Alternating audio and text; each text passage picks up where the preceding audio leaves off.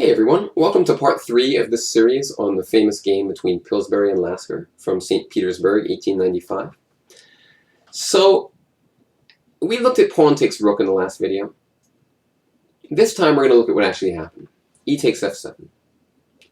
Black took with the rook, white took the rook on a3, and black played queen b6. And now Pillsbury played a very interesting move. King a1 we already talked about before. If king c2, this line now wins because of what we mentioned in the last video, queen c3. Because if rook d2, bishop g5, if king f2, bishop d4, and if king e2, now we have rook e7, which we didn't have before white took on f7.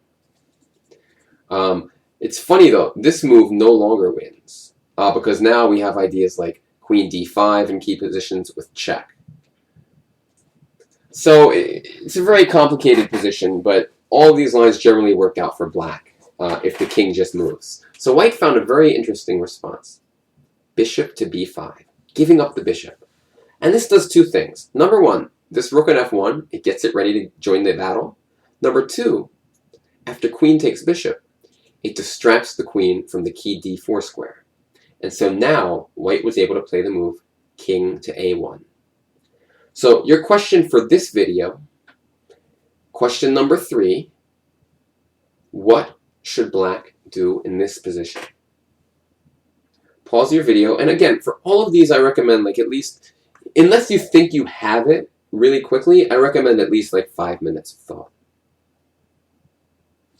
Alright, so I'm going to show the answer now. In the game, Lasker played rook to c7. It turns out this is not the best move. Black has pretty much a forced win with queen to c4. And note, we're only down the exchange because white just gave away a piece to get his king to safety. We're threatening bishop takes d4, which will win the exchange back and with a winning position because the king is wide open. So white pretty much has no choice.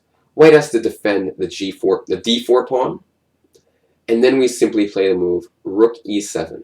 And it turns out the idea of rook e2 followed by queen a2 completely unstoppable.